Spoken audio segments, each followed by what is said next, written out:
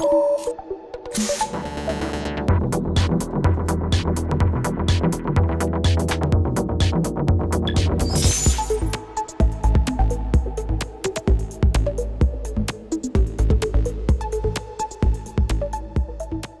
really enjoyed being outside, and then I came back in, and with the help of all the staff that really is technically very aware, so you are already completely in control of DAOs, we actually managed to make it work live here. And so for those that were with us in Taipei, I think it's still a fantastic experience. I think that you said many quite important things besides the bad jokes.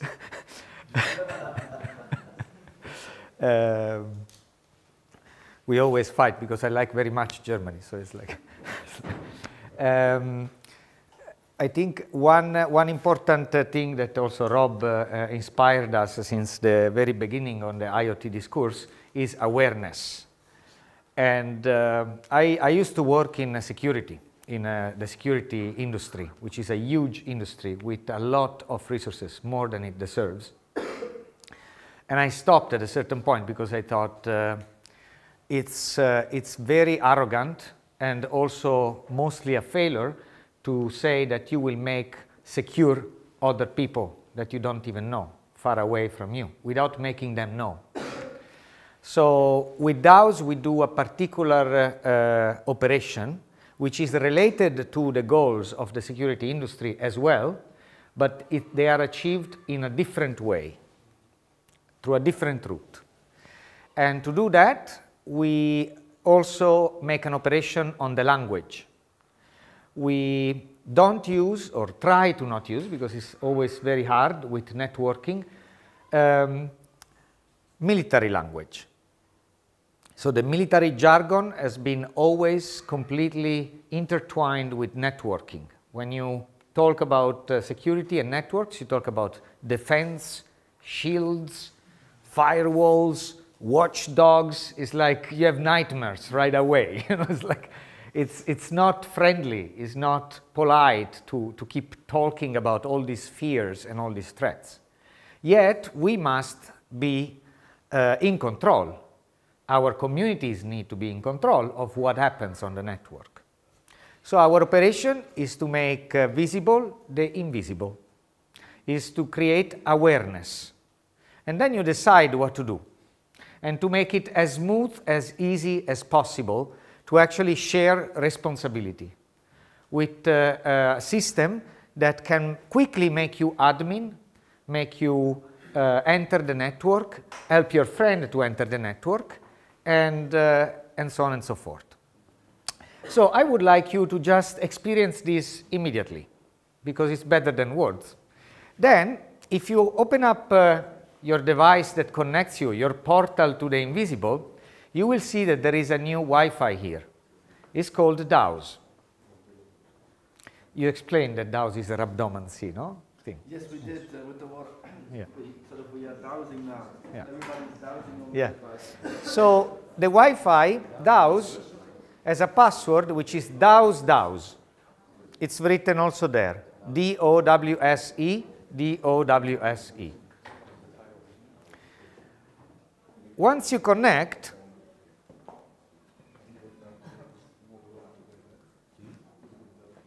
and some of you are already connected, you will see yourself here.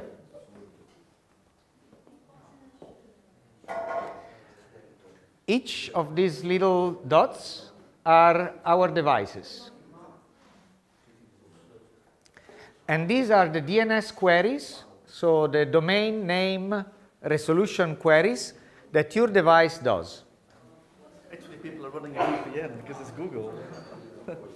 Some people are running a VPN, yes. It's Google. Or no? We already know that some of you is running a VPN. And he's cheating and he's looking to Google. I think it's or things open to Google anyway. So when you connect, you see a captive portal. The captive portal asks what you want to be known for. You don't have to use your name. You can use an alias.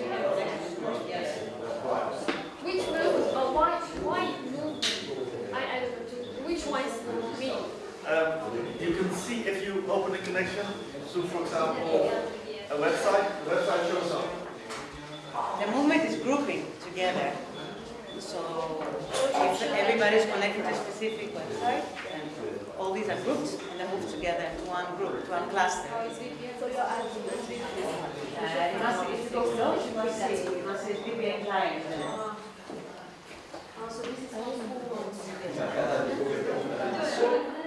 Here you start seeing a statistic on the TLD, so on the last part of the domain, that in this room the devices that have connected are connecting. So the majority is .com, then .org, then CN, then .net, ARPA, and so on and so forth.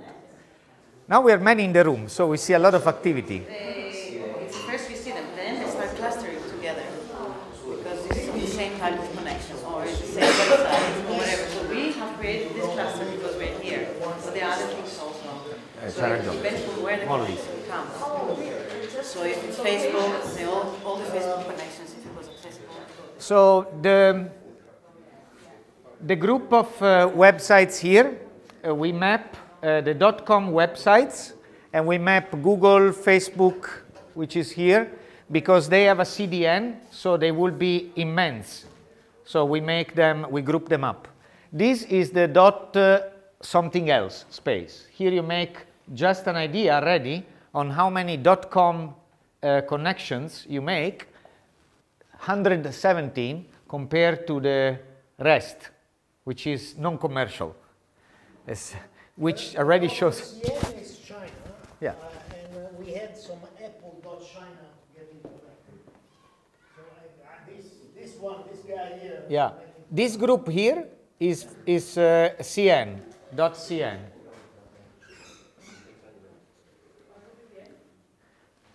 And if you use a VPN, you will not appear here. We do not block your independence. But if you want to join the network, then you will appear. And it's not so easy to find yourself into this. But if you put your name on, it will appear on the device. Not your name. You can give a name of your device, actually. You can use an alias. You can use a nickname. And maybe it's a little bit confusing like this, so we can start from the beginning, because this is running. Start from the beginning. It's very nice to see this. We have to imagine this. It's not the only possible representation, of course. It's just one of the representation, but it gives you a little bit a hint in what outside the network they see about us. Now it's starting from the beginning. Look, the network is forming.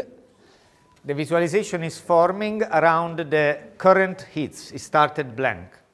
See, Shen is connecting to Google, Shen device is connected to Google, something else is connected. Look how much Instagram. So what it shows us this, it's important to understand that our devices, and this is the first thing that we want to show to people, they open contexts without us asking them. This is a situation that is rather odd. I come from some old hacker tribes from the 90s, and we used to call this spyware. If a device, if a software connects without you asking to connect, then it's a spyware. Instead, now as soon as we go on internet, our phone, all the software inside, just connects to a number of things. And this helps you visualize. Usually, if you see your own device, you are alone on DAOs, you start seeing more connections that you knew. You thought you are connecting only to your newspaper, but the newspaper opens connections to 20 other websites telling them that you're reading that page. And this shows it to you.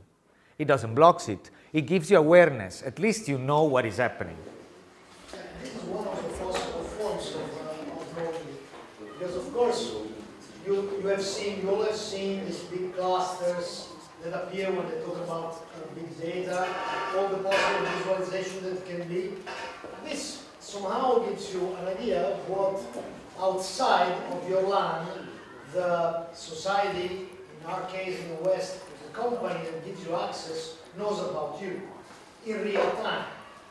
And you might also notice that gives you a little bit of a knowledge of activities in your house. Like, for example, if my daughter is watching television on the computer while she told me that she's doing her homework, I actually can notice that. Now, it would be very bad for me to spy on her. So let's say to look without her knowing what she's doing. I mean, exactly what type of movie she's doing.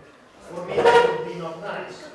But, you know, if she told me she's studying and she's watching movies, I should know because I'm responsible, I'm a parent, and I should initiate a discussion. This interface has been designed, let's say, as a tool to show that we can initiate a discussion about, for example, the use of the internet just with a simple tool like this. So this, what Federico is talking about can be applied to many scenarios. The important part for us is that we do not intervene on the network that is happening. We observe it, so we are aware. And our concept of interaction is based on human interaction. So you are on a local area network. You see something strange is happening. You know that more or less, I mean, actually, in this case, all the people in this room are connected. So if we start seeing something strange happening, we can talk about it. You are not just like fenced off. This is an approach for awareness of a community of people. I make you an example. If someone right now enters the door and starts shouting, goes in the corner here and starts making, we all realize it and we think, what the, you know, like it's, jeez, it's like strange. We have a reaction. Someone will stand up, will go like, what is wrong with you? Is it a theater piece? Is a Tandango do or something? So we react to it. We can be polite. We can try to, you know, reinstate some silence, but we see it. If a device contains a malware thing and then starts connecting to a website, sending spam emails, it will show up here. We will see this device doing like, so we can see that someone is shouting in the room. And it's not that we are blocking it, but at least we know it in real time. So we can actually start understanding. I mean, is there a name? Is it like this person has introduced him or herself? You walk through the door. The first thing you do is ni hao. You introduce yourself. You say, okay, I'm late. I came to the workshop. We want to create this sort of situation also for the networked space.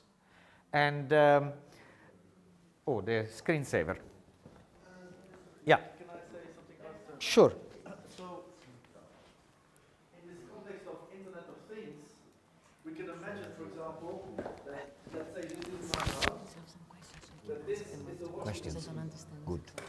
That is the coffee machine. This is the connected toothbrush. That is the dishwasher.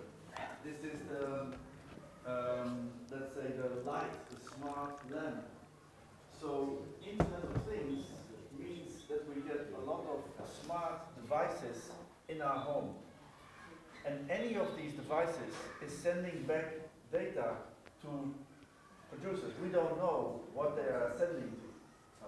So if this is my house, and this is my, let's say, printer, and the printer is sending back a lot of data to the owner, but I don't know about it, I haven't asked for that, I just want to buy the printer and have a printing service. Or if that is the washing machine, or if that is the fridge, and the fridge starts to order things by itself, which is possible now, so the fridge, Alibaba, is then buying companies with smart fridges, and the fridges are going to buy from Alibaba. This is already sort of, so we need to, I need to know in my house what my devices are doing, where are they sending all this data. And I also want to shut it down.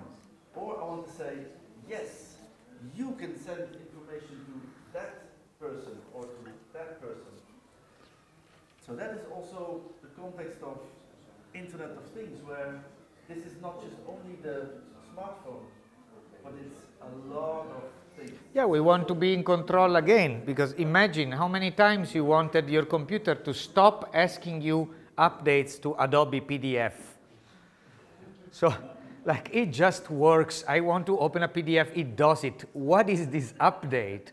And you cannot deactivate. So it's like, they kidnap your possibility to open PDF, because if they open PDF, then they can connect to their home base and update you. So with this system, you say, this computer in my house, which I use to read PDF, will not connect to Adobe.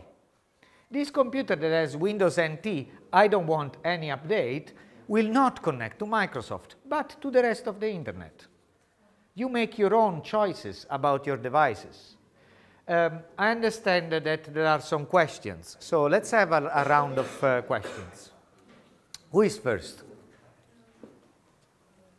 So, in the room, how many people can enter? Yeah, some people connect and disconnect. We all type our name, but we are not. It can be. Let's have a look. Yes. Yeah, but I put party mode. So this is a discussion about the, it's now important because we are many. Yes. Wow, we are many. Okay. So this is, I was getting to this actually. What is our hierarchical, our privilege escalation model, technically speaking? How do you have the privilege to enter the network? We have two privileges. One is on-off, so you enter the internet and you don't. And the other one is role, is admin or not. And to do this, we choose to make it very simple. Basically, anyone that is admin can click the on-off and the admin.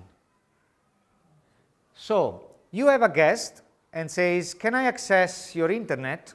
Yes, sure. Put your name, you go on this page, and you say on. You access the internet, your new device, and it will be remembered. But perhaps you don't want your guest to invite other guests. So you leave the admin off. When we connected, I forgot your name. Your name? Yes. When we connected, we actually make sure that Juagia was immediately an admin. And for me, it was as simple as clicking role. So we can go on and click all these connections. We have the names written there for those who wrote it. And then we can make ourselves admins. We can choose that, yeah, Chen Deming is admin now. So you can give and revoke admin to other people. This is a thing that comes also from IRC channels. Yes. We used to have an IRC channel which... Wow, it's a bit overloaded. Yeah, I mean, it's already a miracle that it works. No, I click badly on a thing. But we decided to start this prototyping, I mean, this very simple way. So, Professor Wakabayashi, I will make you admin. So if you want to have access, you can ask Professor, for example. And give you internet. This is important to understand because actually in our experience we have a lot of experience with different setups of community networking and community services. And this was an intuition also from software like Nextcloud or OnCloud, if you ever tried it. It is an admin model which is not exactly a pyramid. It's very easy to give other people admin. There is one more element. Any admin can take out other people from admin. It's like on IRC when you remove the op. And we want also this to be possible. Because, you know, if you're angry at someone that is bringing too many guest devices into the house, you may want to disadmin, and you may want to go and talk to this person and say, yeah, I took admin off because of this and that. We want conflict resolution to happen in a natural, personal way. How many times by emails, by exchanging emails, we actually started fights because we just write emails and we are not actually, we don't have the heart to speak in our face to each other about what happened. This is usually snowballing into a flame, what we call a flame in hackers, rather than meeting in person, finding the time and talk about what we have to say to each other. So this is our conflict resolution model. And it's very important to understand that this is not for running an ISP. You are not going to run a company for an internet service provider. You're not going to manage 1,000 users. You're going to manage a house, a home, an office, where people actually can talk to each other. Yes? I saw we have one Fairphone in the room. Maybe can you say a little bit about the Fairphone? Who has a Fairphone? Wow, immediately admin. Do you know the Fairphone? Yeah. Cool. So Chris is working at WAR, and the Fairphone started at WAR Society with Bas van Abel, who so maybe you want to say a little bit about it? Or? So the Fairphone is a phone that was started at WAR as an open design project with Bas van Abel, who is now still, I think, the CEO of the company Fairphone. Based on the question, what is in our phones? What actually is this phone? And based also on this hacker mentality of if I can't open it, I don't really own it. So they started this process of opening up iPhones and other types of phones and trying to understand what are all the components in these phones. And then kind of going back into the supply chain of the phone, trying to understand what kind of resources are used to make all the electronics in the phone, where are these being sourced. So of course, quickly you go to China for many of the production of the phone, but then you also go back into Africa, for example, to the Congo, into conflict areas, into the mines, where all the cobalt and other materials are sourced. So it started as this kind of open design practice where you try to understand what the machine is, where it comes from, how it's built. And at a certain point you map the whole supply chain, the whole production chain of a regular phone. And this I think took 1.5 years. And the group of designers and researchers were around the table and looked at each other and asked each other, what's next? What are we going to do with this information? Should we make maybe our own phone in a different way? So Bas van Abel, I think, was maybe stupid or courageous enough to say, okay, I think we should start making a phone differently. So we are going to source all the materials differently. We are going to try to create different production circumstances for the laborers in the factories working to produce the phones. Which of course is not easy. They never promised to immediately make a perfect phone that is morally superior like an angel, but they promised to try and to do their best to change this whole supply chain. And by now this is the second version of the phone. It's also actually the first modular phone to be mass produced. So you can open it.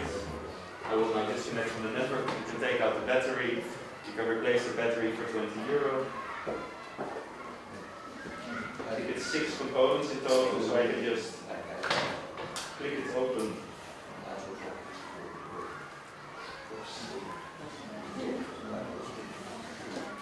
Take off the screen, so if my screen is broken, I can replace the screen. If the microphone is broken, I can replace the microphone, I can just screw it off. Same for the speaker and for the camera. So at a certain point they released the second edition of the camera, so for €40 I can simply replace the camera, buy a better one, keep the rest of my phone. It's just a little bit pricey when you buy it, right? So that's the only thing. They should get the price down. I mean, it's as expensive as an average iPhone, but it's of course not as fast, the screen is not as high resolution, so it's like an average phone at a slightly premium price. But as somebody said recently in a news article in Holland, the girlfriend of this guy asked him, when are you going to buy a normal phone? Why do you have this fair phone? And the guy said to his girlfriend, when are you going to buy a normal phone? You know, your phone is made with slavery and all these conflict minerals. So actually this is the normal phone, we would say, of the future, because it is a fair phone. Yeah, no, great. And maybe can I ask you, gentlemen, to explain a little bit why we see this? So about the notion of the router. So because we are taking over the router, so that's a bit the idea. The moment you connect with the router. Yeah. Well, yes, and more questions. We have still an hour because keeping the time. The router is an interesting thing because it is actually the device that connects us to the internet. It's usually, you don't own it. It's leased by the company that gives you the internet. I don't know if in China it's the same, but I think in all the world it's the same. The router is not, you don't own it. And this has to do with the liability for accessing your own network. Basically, who controls the router? The company, usually the ISP. We are not talking about the government here. This is like your home and the people you pay the router from. Usually they connect to it to fix it because you phone them and they say, okay, let me see, and they have a connection to the router. Often hackers find this connection. It's like that's one of the main reasons why people break into your home, is because if you leave a backdoor, it will be found. And it's not really yours.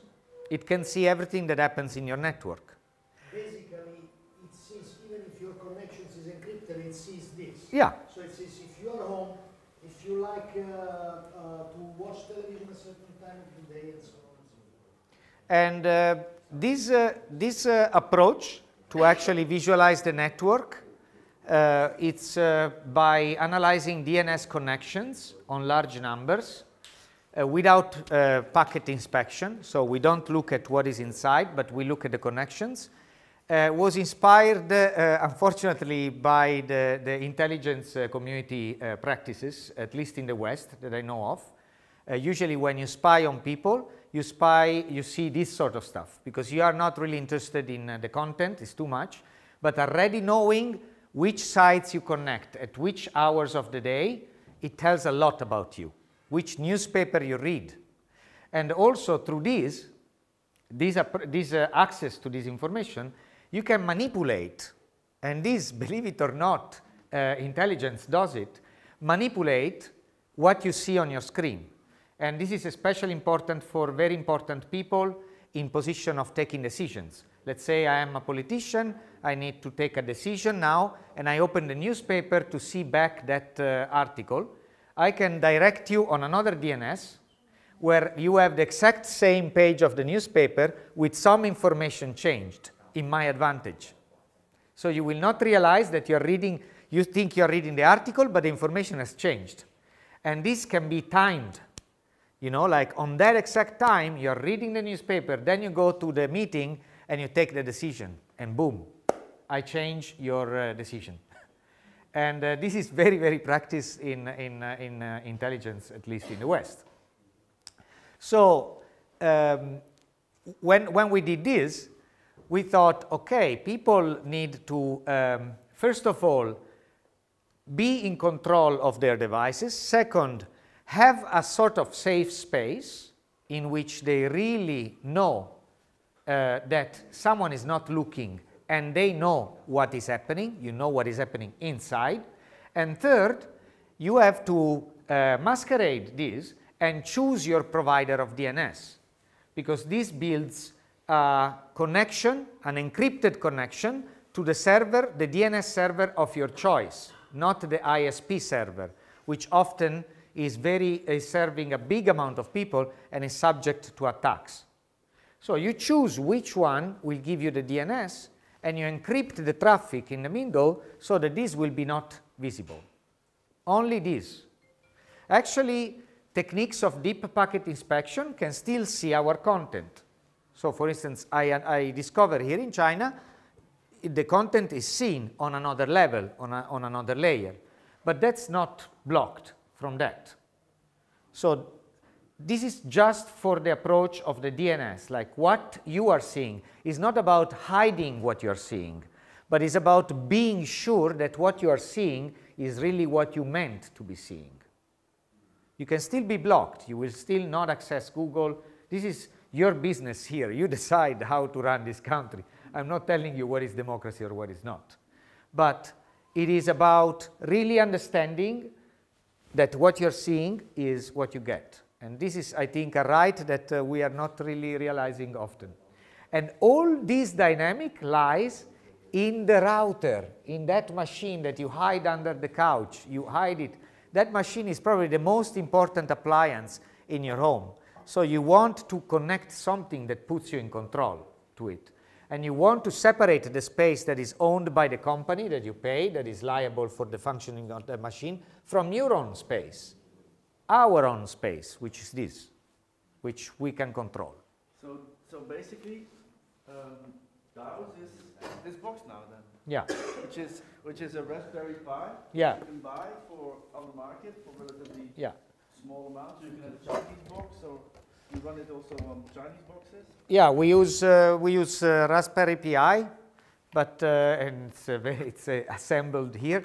There is another device that we use, Olimex, because it's a little bit closer to us. The chips are still made in China, and it's assembled in Bulgaria. And there are 30 different models of boxes that you can use. All Sunxi boards are supported by our system, and Kubi board, Odroid, depending where you are, find the cheapest. Then you basically connect, you take a separate Wi-Fi, you don't use the Wi-Fi on the router, you use a separate Wi-Fi. Links is the cheapest. And then you connect DAOs with a cable to it. And you deactivate the DHCP setting, is called, on your internet router. It's a bit of a technical term that I said, but it's not so difficult to find it out. There are instructions in Chinese all over the web. You deactivate the DHCP, and then DAOs basically gives you the IP. Is the device that gives you the IP. And so tells you, hi, I have a DNS, you can configure it, and configure it here. So basically, just for everybody, basically we got back in this virtual space in between the tree and the person. We got back three things. The first is the right to close the door. It was a right that at least in Europe, normal people had at the end of the 19th century. So to put a lock at the door was not given for granted. Still now, I mean, if you own the lock at the door, it means that you have your own house. Somebody gave you the key. No? So we created a little bit the same thing. We created a thing that is the right to close the curtains. So outside, unless there is a suspicion about us, nobody is going to look inside. Yeah, one of the first plugins we made was when the Google Glasses were a thing. We wanted to make a plugin that make Google Glasses not work. The first thing, imagine someone walks in the thing with this Google Glass that sees everything, streams to Google. Imagine you have a party, a private party. You don't want, so you can also switch off Instagram or. Then we made another step, that is how to make an interface to this box. So you can imagine this is a free software project programmed by Jaromir mostly, another guy afterwards, Ivan. and some of cooperation. We are not a company, you can make it yourself. We wanted to make it a little bit more smart. Yeah. We thought, okay, we would like to have much more possibility of design. Yeah. This is the more possibility of design. Means that I don't like the fact that I have to tell you the password of my Wi-Fi, like a very long string of characters. I would like that you arrive, or good morning, or where is the toilet? Oh yes, the toilet is there. What's the password for the Wi-Fi? Oh, don't worry, just put it on your phone on the table, I do like this, and you have internet access. And I see, for example, I see there is something in the space that tells me that your phone is doing something strange. I don't even have to look to that type of interface. And I say, oh, Jaromir, there is something wrong in your phone, you should check it. Sorry, but I take the internet off from you. And I touch the phone twice and I take the internet off. Prendiamo un po' di domande. Faccio vedere. Federico is mentioning, thanks for mentioning that, because this is where we are continuing with the workshop. There is a particular page in documentation where you can choose WebSockets. So if anyone is practical a little bit of web development, you will see a demonstrative web page where we have a different visualization of what happens. Very simple, of a real-time log. And this real-time log appears on a page, but it can also be provided to you via WebSocket, Open Sound Control, MQTT, and something else I forgot. So what I mean is that there are about 100 different application software that can interpret this data and that you can use to make your own visualization of it. For instance, you want your phone to send you a Telegram message when or a WeChat message when your fridge connects to the grocery store, saying, and block it. You can do this. This is the information you get, and this is probably all the information you need. So one part is the fact that these are DNS events. We will log more events. This is the IP address of people that have not written their own nickname. Then you have the name. This is the times, this number is the times this website has been hit. So we keep the state. And this makes it much easier for web developers to develop their applications. You can develop a stateless application because DAOs counts the hits, which is also an information, is a useful information. DAOs tells you hit on Twitter for the 42 times. And, like there is a hit. So you can have a statistic in your visualization without needing to program it into the browser, because keeping state in the browser is very difficult. And this is a design choice to make it easy to develop with JavaScript. Then you have the domain here. It's a comma separated string. And then you have the TLD. And optionally, you have the mega corporation tag name, because we want particularly to defend ourselves from mega corporations, and as you do here in China. And so we identify Google and Facebook automatically because they hide themselves through CDN. So you don't know exactly, they shift. And we have our own way to recognize if it's Facebook. So you can decide. Another thing you can do, well, you can see all the things that are in your LAN from things upstairs. You have net data, maybe you can show it, that tells you all statistics. It's a very beautiful piece of open source software that gives you a lot of statistics about your machines and your network traffic, etc., and you can write plugins for it, so that, for example, in theory, you could run a plugin that checks what time you connect to. It's just another way to visualize what happens. Visualize events. And here you can see the load. Yeah. Type of dashboard. And then also we added another very important thing for you, for the designers with you, is very simple, because we do a workshop in which, after talking a little bit, we start to go hands-on and having people constructing little devices, LED buttons that talk with the DAO box. So it's always a bit complicated, but you can construct any type of software. It's that difficult gets because I have privacy screen. WebSocket events. But when you are in a workshop or when you are home, you don't want to program complex stuff. So we insert Node-RED. Node-RED is a free software, even if it's made by IBM, that allows you very simply create little flows of information. Maybe you can show Yeah. it should be compiled. Ma non parte purtroppo, però lo... No, you have to start it from the machine. You enter the machine, you say node minus red, you start it up and then no. Start node red.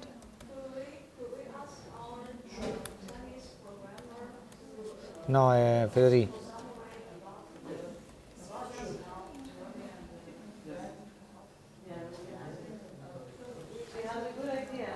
Yeah. Like a small summary, tiny. Yes. Can you give your own explanation of what we said in Chinese? Yes, but I don't know if they will understand this. Yeah, but give an opportunity to everyone Yes. to understand. To understand and talk. And it's okay. Don't worry. Yeah, you like a tea or a coffee? No. Okay.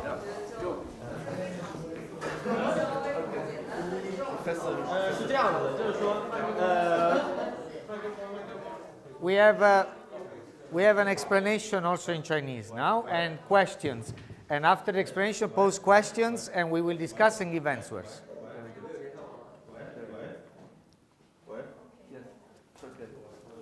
Yes. 是这样子，就是说，大家可能会知道一个概念，就是你的电脑或者手机需要连接到某个网站或者某个服务的时候，你需要知道对方的 IP 地址。那么 IP 地址是一个很难记的东西，那么为了方便起见呢，我们使用一种叫做 DNS 的服务来把那个网址转换成 IP 地址。然后他们这个 Node 项目是这样子的，就是那个。这个用来做 IP 跟网址之间转换的 DNS 服务是名为传输的，也就是说我们可以在路由器上截止这个 DNS 协议，然后以此来知道我们的手机或者电脑上的那些程序访问了哪些网站，向哪些网站发送了信息，这样就通过这种方式，我们能够更好的了解我们所用的那些软件到底在偷偷的干些什么，并且。就是我们能够主动的去感知和阻止他们向外发送数据。可不可以再解释一下那张这个视觉化？这个是这样子，就是说比如这里的每一个点都是一个网站一个域名，就比如说这个是 apple.com， 然后大家访问的比较多的可能有那个。iCloud 啊，然后微信的相关域名以及百度啊之类的。然后每个人在访问这个页面，不管是你主动打开浏览器访问也好，或者说那个某一个程序它后来偷偷访问也好，它都会向 DNS 服务器发送这样一个请求，然后这个请求就可以被这个可视化的软件捕捉到，然后画出来。那些就是好像不断在反复的。就是说在运动的都是。设备，然后这些小点是网站。就是它在发送请求。对，就是代表这个设备在向这个网站发送。那这一般都是后台自己偷偷发的。也有可能是你打开了浏览器自己访问，或者说打开某个应用访问的内容。就这个我们没办法从网络上区别这个请求是后台发送的还是用户主动发送的。但是你应该知道你做了什么，你没有做什么。这个是这个房间里面的。对，就是只要连接到它那个 WiFi 就会被监测到。但是为什么我这个 WiFi 屏幕上显示就是我还在等待中，但其实它已经监测到是我的设备在。就是说，你的设备会检测你是否连接到了互联网。这个方法是一样，就是说发送一个请求，并且看是否能够正确回复。但是呢，在你发送这个请求的同时，它就监测到了这个。所以现在连接这个，对，即使你没有连上网，那个只要应用程式发送了一个请求，它就会被监视到。所以现在连这个 WiFi 是上不了网站。它只要在那个管理界面上点击允许你上网就可以上网。所以这边还没点。对。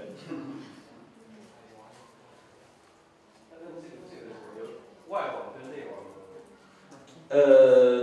这个怎么说呢？就是我们很难区分外网跟内网的概念。就它就是原理都是一样的，就是我访问某个域名，域名被 DNS 服务器转化成 IP 地址返回给我们。不管这个 IP 是属于外网还是内网的。然后。他就说他看到有这个 VPN。对啊，就是说，如果你用了 VPN， 那么所有的请求将会从 VPN 出去，那么这边只能抓到你跟 VPN 服务器之间的连接，而不能抓到内部的流量。很难看吧？请问一下，就是说，如果我用 VPN 的话，它在 VPN 之外的信息，它抓取不到吗？就是说，如果我们谈传统的 VPN， 在中国境内，因为 VPN 有很多种 representation， 或者说有不同的 software 来实现这个事情。就是我们谈传统的 VPN， 就是它是一个 kernel 的话，那么你的设备将会跟 kernel， 就是 VPN 的服务器建立一个连接，这个连接会被看到。除此之外，从内部走的所有流量是没有办法被看到的。可以看得到大小吗？就 DNS 服务器只检测请求，不检测大小。我的意思说，可以从 DOS 的这个图像里面看得到，就是，譬如我跟我的 VPN 讲了多少悄悄话。量。从原理上来说，量是没有办法感受到的。就是它没有做声包检测之类的东西，想做是可以做，就是它是一个很简单的通过 DNS 来 ，DNS 是一个算次数的东西，就是基本上你几次请求，然后访问相同的域名会产生一次 DNS 请求，然后就被它找到。那为什么我可以拦截某些东西呢？拦截某些东西，最简单的是，比如说那个 GFW 在最早的时候就做了一个 DNS 请求的拦截，就是说。比如说我要访问谷歌，正常的时候那个 DNS 服务器应该会返回给我那个谷歌的服务器的地址，然后墙会给你抢先返回一个假的，那么就拦截掉了。然后当然现在有更多更高级的拦截技术。所以这个就是一个墙就对了。这个是它的监视的部分。但我意思说在 DOS 里面要去拦截一个东西也是这样子原则吗？差不多。刚才Jerome，所以他推荐大家可以使用，因为他介绍一些硬件怎么装。他的意思是说，我们最好使用这样的一个 DOS 这个系统来联网之类的。就是说 DOS 是他们整合好的一个方案，然后你可以在一些市场可以就100-200块钱能买到的开发板上面安装这个，并且将它安装到你现在的那个网络里面。那么，首先你需要这样一个开发板，比如说那个树莓派，这个是最常见的，反正就200块钱的事情。将在它上面刷这个 DOS 系统，然后你需要在路由器上关闭 DHCP 功能，以让 DOS 接管这个网络。那这样的话就有一个比较安全的房间。不能说安全，只是你知道里面发生了什么的这么一个地方。现在这个我们普遍用的路由器是什么故事？你也可以说一下。你说路由器嘛，家用路由器其实是很多个部分组成的。就是首先它是一个它有无线功能，那么它这一部分叫 AP， 然后有一个有线的交换机，然后剩下出去的部分是它的唯一的路由功能，就是拨号上网。这是它唯一作为路由器的部分而存在的那部分，就是你还想知道一下？我说到一下这个我们每家都用的这个路由器啊，其实都在把我们的那个上网记录发送到哪里不知道是吧？是这样子，就是在中国境内出售的光猫全部是具有声包检测功能的，并且这个数据你们可以直接在厂商的官网上面查到。但是具体他们使用了怎么样的办法来收集和统计这些数据，那我不得而知。就是说，运营商在你家装的那个送你的设备，那个是很危险的一个东西。最好不要用。对。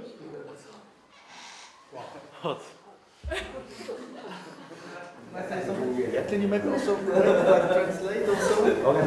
And also, Leanne, you help translating? So, yeah. Do it together, maybe? Yeah. But so, DAOs is not looking at the content, right? So it's very important to realize that what we're doing is nothing illegal about it or something, right? This is so we're not looking at the content. We are showing what is happening in we are showing what is happening in the network. Now, I think, and we think, so this is free and open software, so you can all, if you want, this afternoon, install it on your computer. Jaromil will be here, so we will have different tables, and Jaromil will help you install it on your computer. Now, we also think that there is business here, right? Yeah. So this is privacy by design. Yes, well, again, this is about art, it's about life, but it's also about making a living. Making an honest living, right? None of us wants to go and buy the Porsche next to the hotel. Anyone wants to buy the Porsche, please go away, right? We are not, we don't have a driver's license. I don't have a driver's license. So we are not in here, we need to make a living, we need to have a house, we need to have some land and family we provide for. We are not here to be billionaires, right? That's not the case. But we all need to make a living. So we need to make good products and good services. So if you're a web developer, then you can build web sockets, web modules on top of DAOs. So we think also that there's a need for this, that there's privacy by design products, privacy by design applications. These will become more important everywhere when Internet of Things becomes more big, also in China. People want to have more agency on their privacy settings. Not because they have something to hide, but because they want to know what they are sharing. So it's very important what Jaromil was saying. This is not about that we are afraid that somebody is looking at us. We know everybody is looking at us all the time. So there is no hiding, right? There's cameras on us everywhere. We are being fully tracked, traced, and monitored all the time, 100%. In Amsterdam, in London, in Beijing, in Shanghai, there is no difference. This is the reality. It's not a problem. We have nothing to hide. We're not doing this because we are planning something. We're planning nothing. There's nothing happening. But like Jaromil was saying, which is very important, we want to know who we are connecting to because we make decisions on the basis of that.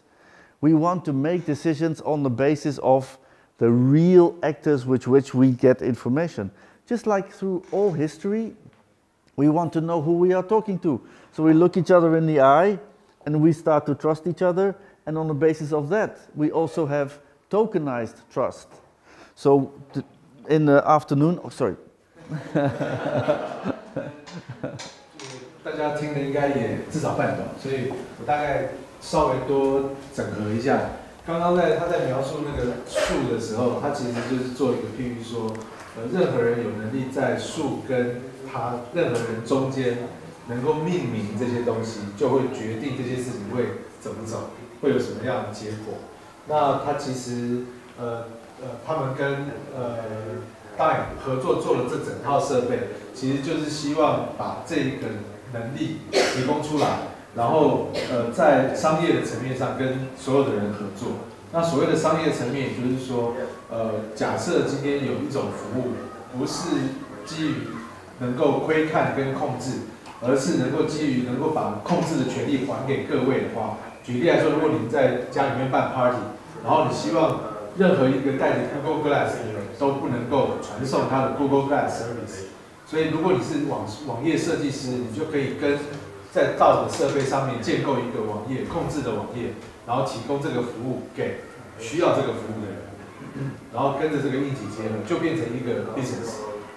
所以他们希望鼓励大家在这一个算是网络社会的最基本的基础，就是连接到 router 的这个上面来去想象说，在你们的生活当中有什么东西，或者是在你自己的个人的理想，理念啊，或者是你的创作的方向上有什么东西是可以跟这个东西结合，然后有一个单独的一个想法冒出来，那就可以在接下来的工作坊里面跟他们一起撞击出一个做法，然后把这个实做出来。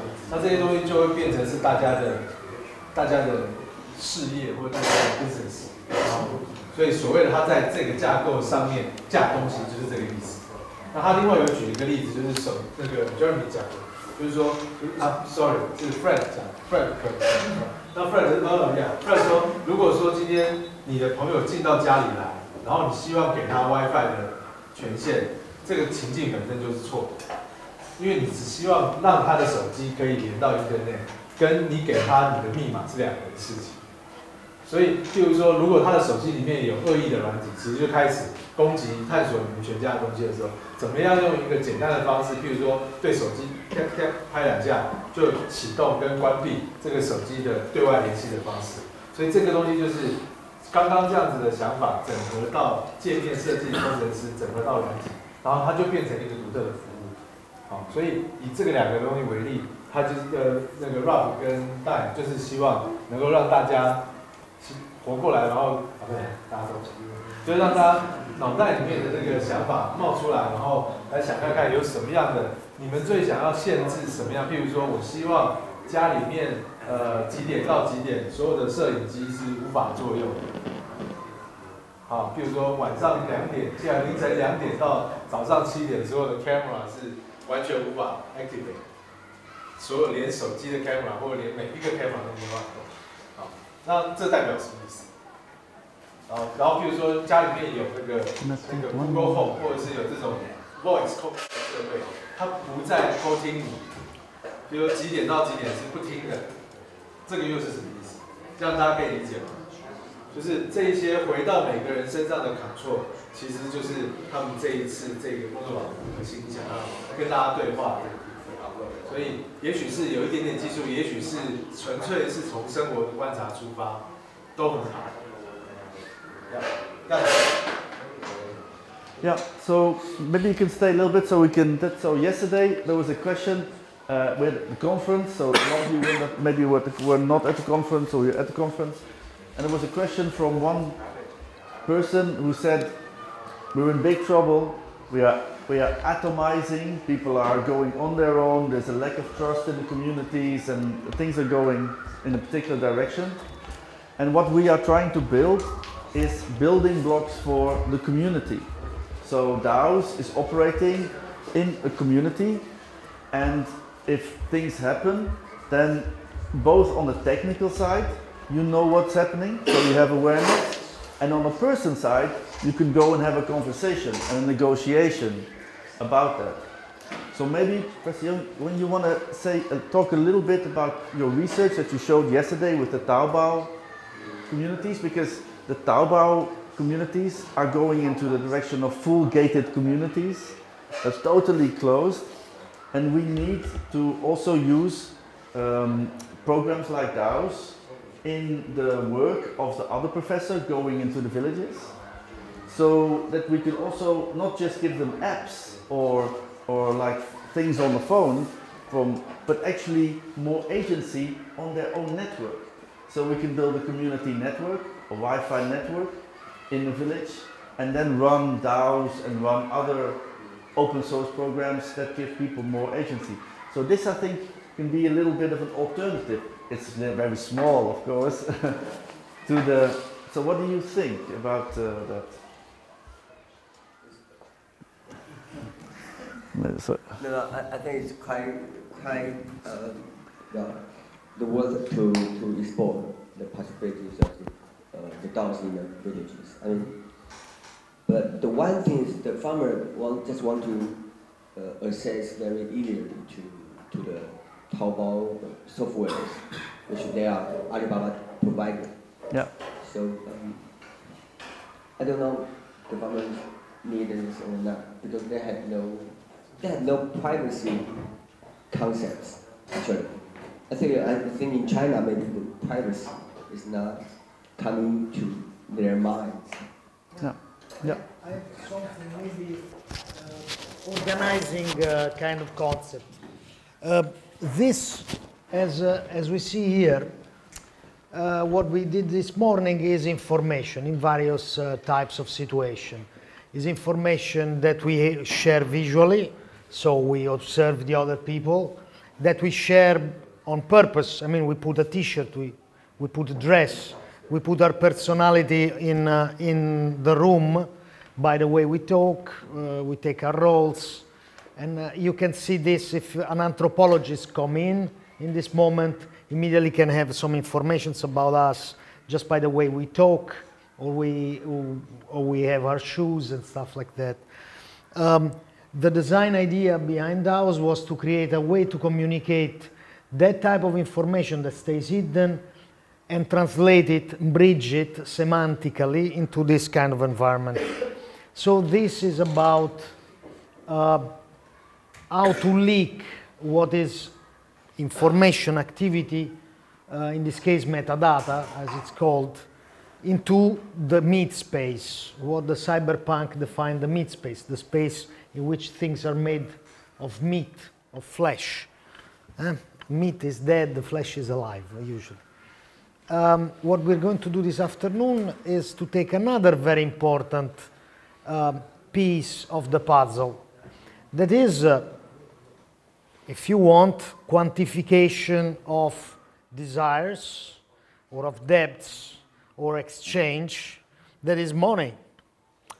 And we're going to try to investigate how to bring to conscience, to awareness, to, as Rob says, agency. That means the possibility of interact and change. So that is, agency is another way to say power.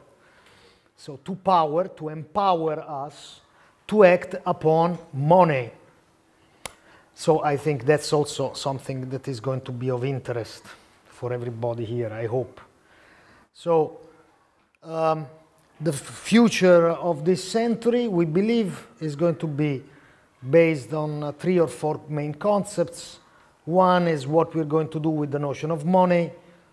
One is what in relation to energy and to sustainability, to resilience, etc. One, what we're going to do with the notion of information. And one is what we're going to do with the notion of power. So yesterday I was saying in the conference at the end, for those that were still there, think about what money measures. And this afternoon we are going to see it.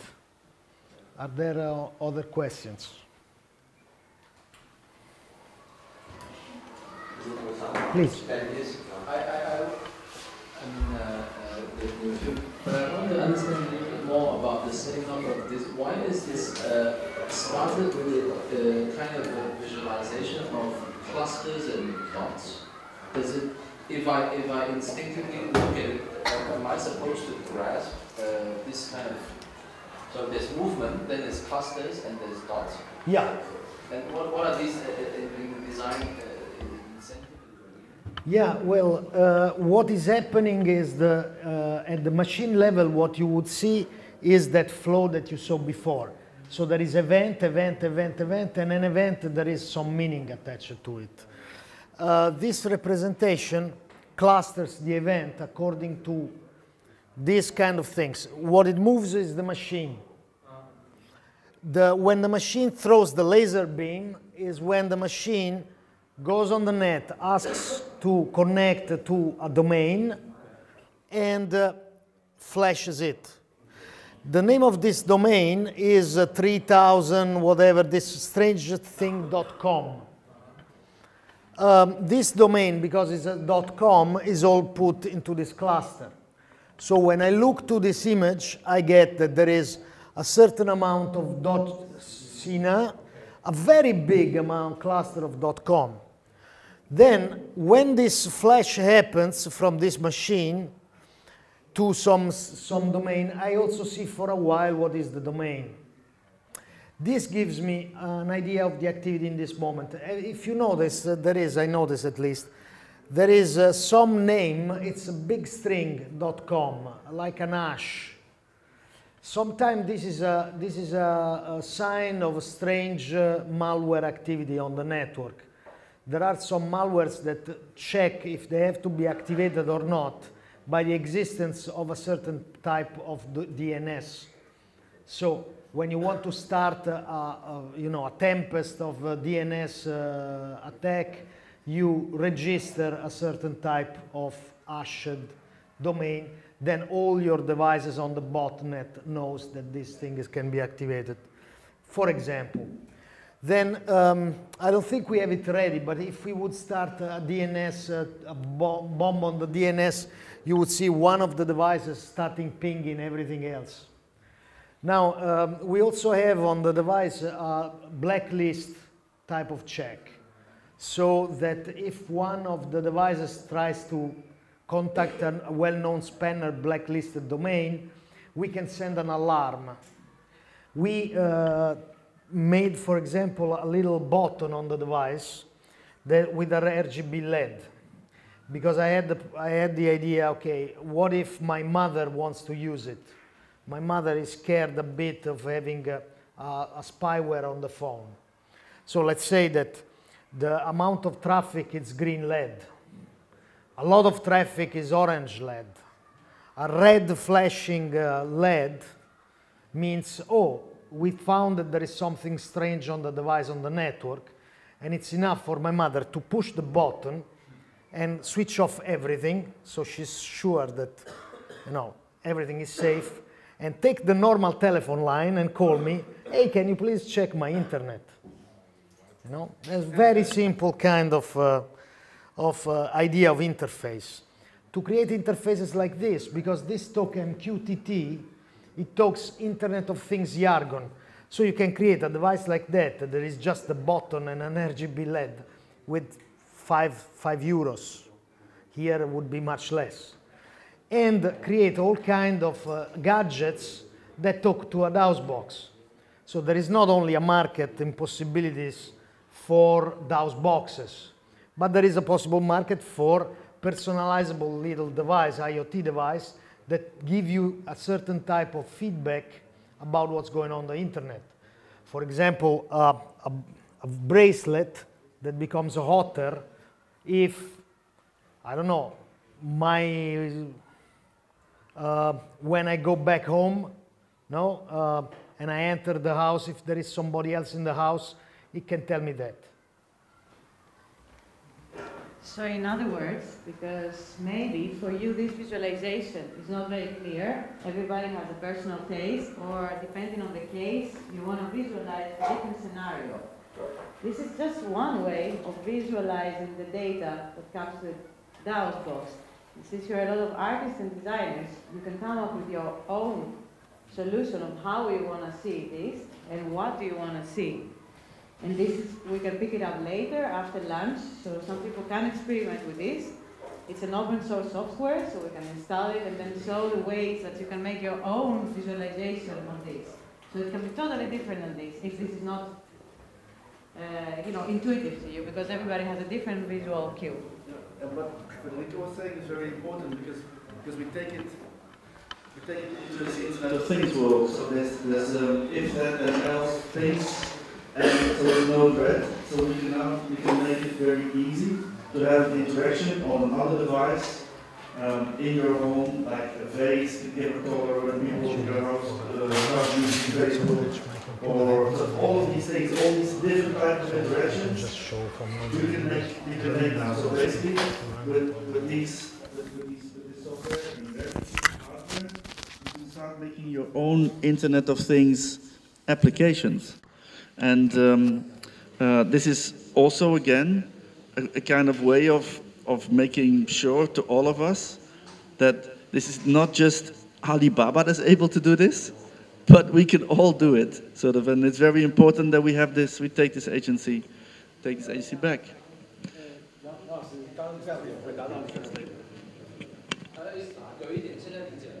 OK， 因为杨老师提的其实是这个视觉形式的问题，譬如说为什么是这样子的剧集，这个想要告诉大家什么讯息，然后对IT 不懂，这可能就是有点陌生。然后那事实上，因为这一个只是其中一种呈现的方式，然后左边这个紫色都是网络的连线，就是连到网站，右边这个应该比较像是设备或者是环境，就是说就像刚刚大家登录了这个 DOS 这个之后，我们的每一个设备都被记录在上面。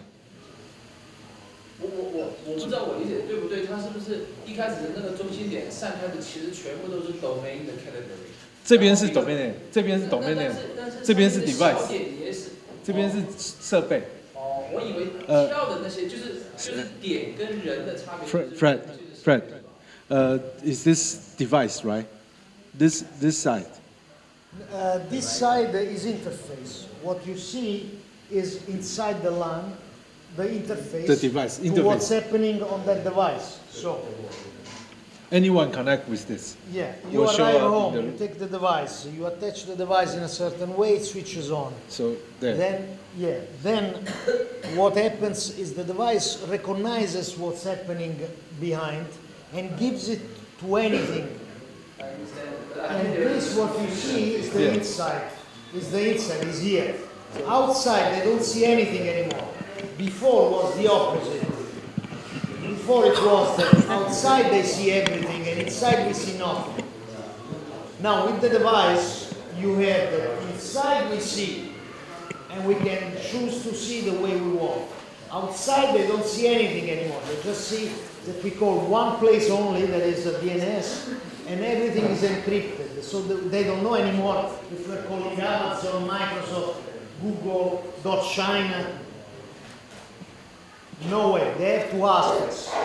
The idea is that if they have to ask us, please can you open this door so we can record how many times you connected to Bigaboo, because Mr. Bigaboo wants to pay for it, we can say, oh yes, who's Mr. Bigaboo? He's checking if the water is clean and does very good work. Yes, Mr. Bigaboo, you can do it for free. Or Mr. Bigaboo is making money on it. Well, give me something. You want my data? Give me something. I mean, let's talk about it. They have a basic question about the visualization of this. So what every dot, sorry, can you put it back for a second?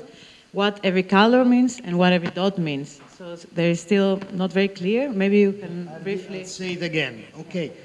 So every dot is a domain on the internet, like www.apple.com. The pawn is our machine. The flash is the moment in which it's going to connect.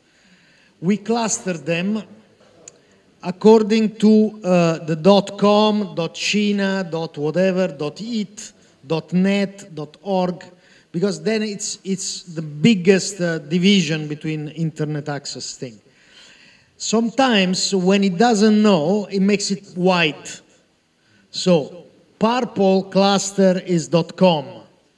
In particular, what Jeremy was saying before, these that we put outside is the big players. They are 7. The big players, we just made them smaller because otherwise they take the whole space here because they have a lot of services. So we have a list. We can recognize that all these servers are Facebook and just make one dot. But not to have it lost in here, we put it here.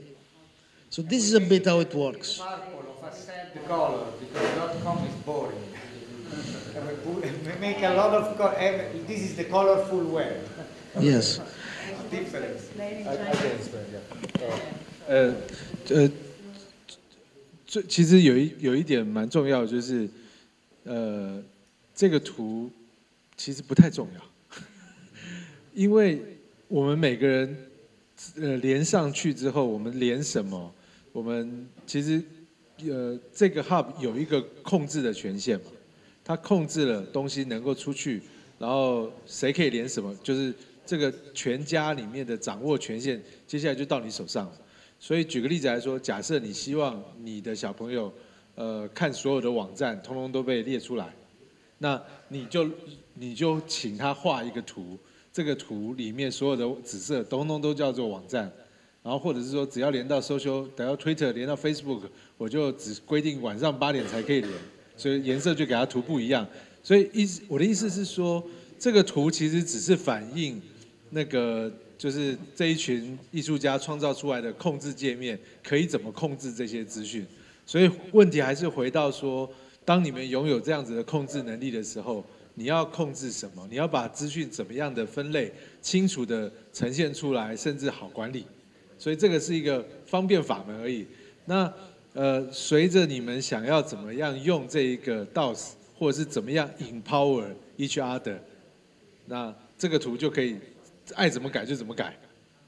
这是为什么我说这个图就既重要也不重要的一个原因。那然后另外就是透过这个另外一个关键就是大家一开始有说那个 DHCP， 大家知道吗？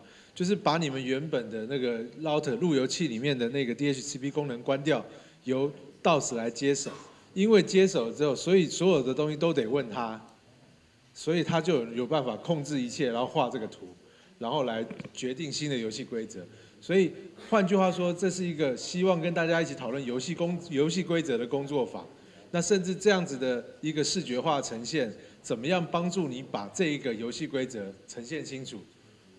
好，其实这个是一个这样子的一个过程。So, this type of software is an enabler. So it enables you to design other things that changes the situation. So just to recapitulate. What we're going to see after are also transformators software that transforms situation, works on situation, and also we're going to see other stuff this afternoon. I think it's almost 12. Okay. I will translate your last paragraph. 下午那个 Fred 会带有一套转变式的分析，叫 Transformation Analysis。那也就是扣连到我刚刚在帮各位整那个 summary 的，就是说这个工具其实是帮助我们改变状况的目的，而不是只是一个再呈现我们的现况。如果只是反映有多少台机器连到网络的话，那用现在的 router 就可以解决了嘛？